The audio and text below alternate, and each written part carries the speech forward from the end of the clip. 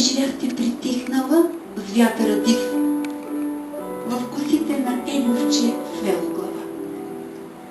И живяхте с бриза на топлите вечери в разголена нежност по мокрия плаж. И вълните крещящи на забрава обречени, враговина шептяща сама с твоя глас. И живяхте с водешкия танц пеперуден и в хоро самодиско сред нощна тъма, и живяхте по лунния път непринуден, в луностишия глътнали даже деня.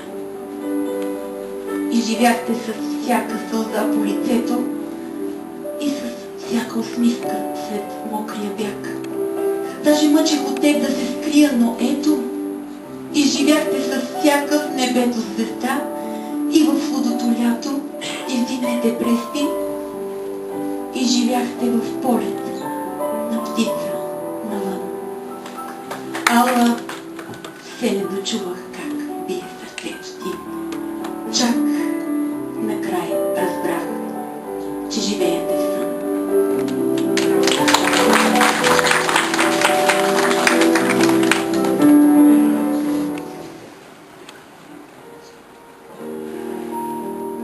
Неизбежно.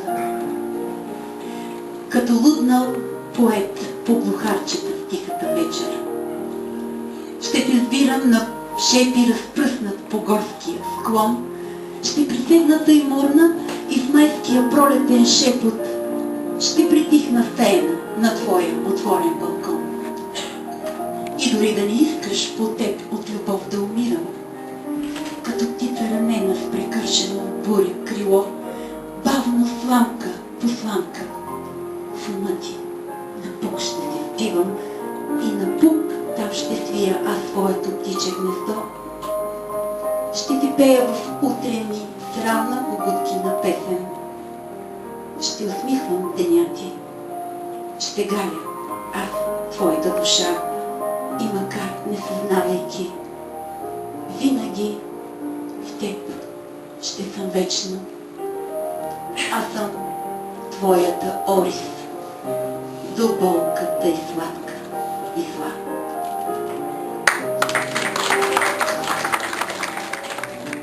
Тогава пожелах да съм картина и всеки штрих по нежното лице, по пръстите да лепна стен картина, достигайки до твоето сърце.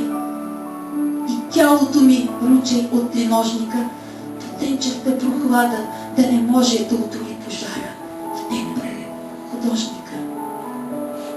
Ти само нарисувай невъзможно, че знаеш, невъзможна любовта между художник и една импретия. Денят превършва, а луната зла е.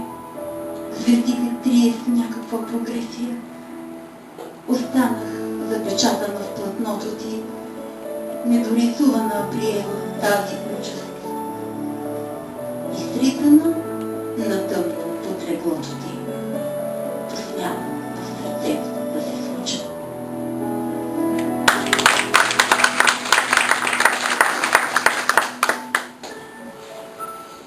Крайна ситуация.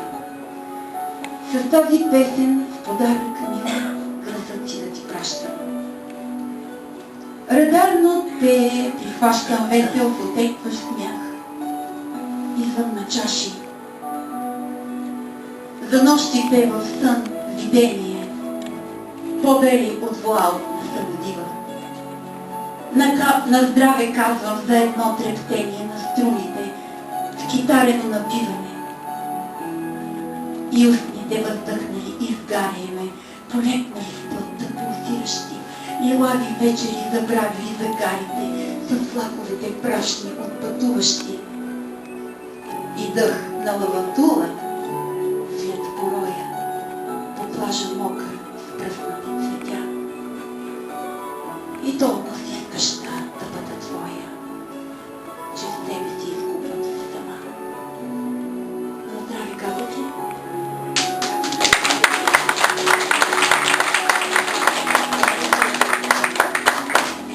Накараме да те обичам сон си в залез, подпалил билото от страст по небосклона. Накараме с момичешки тиради в миражен танц, постидно да те гоня.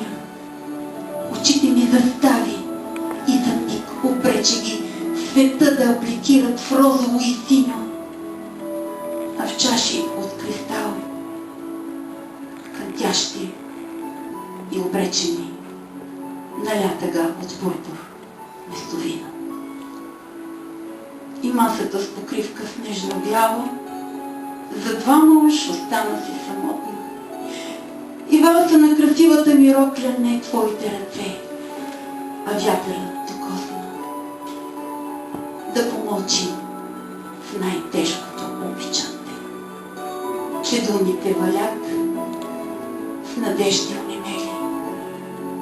Допивам края в нашето неслучване и тръгвам си по стъпки оглушени.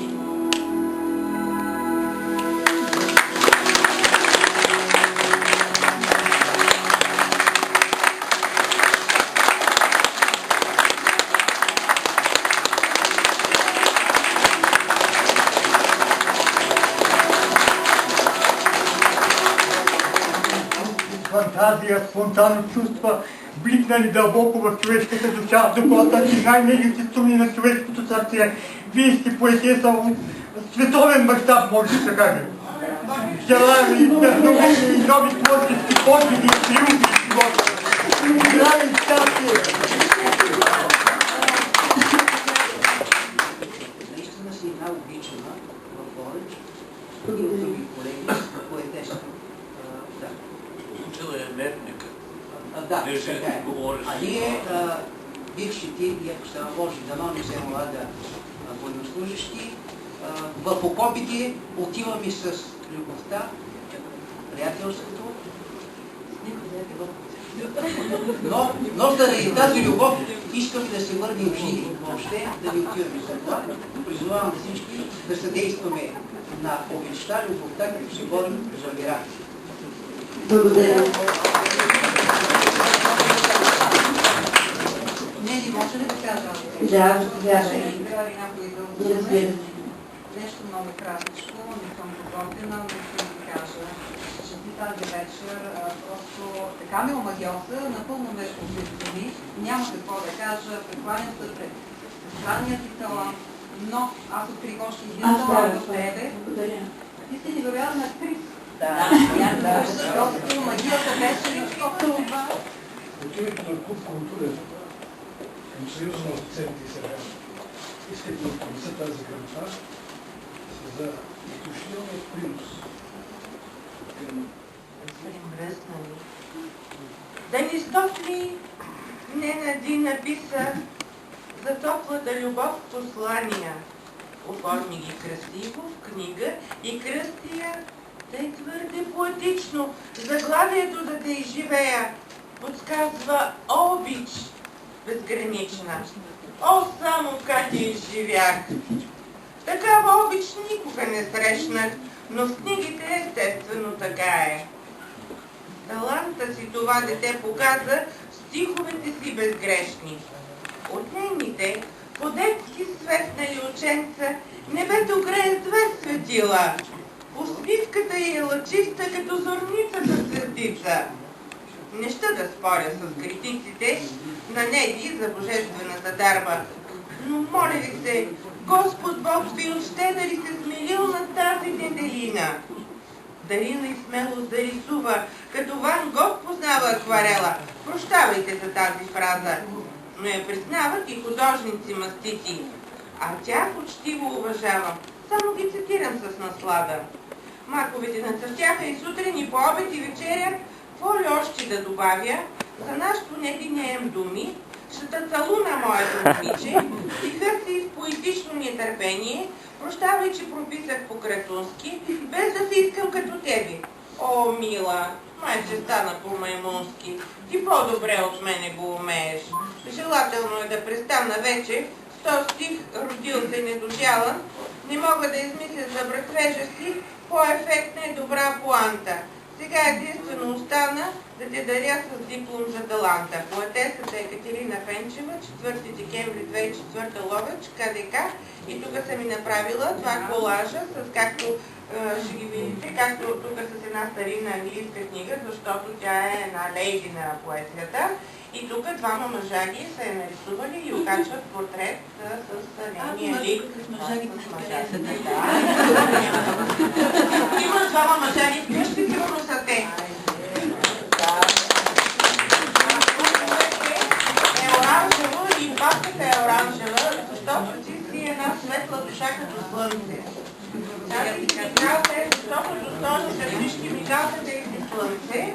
Благодаря. А пък тук малко така сега се притеснявам, да ме обещаваш, ама и аз рисувам. Да, много се победа. И аз рисувам и просто ще ме прощаваш, защото да му дадем едно ръсайка с цял касавица.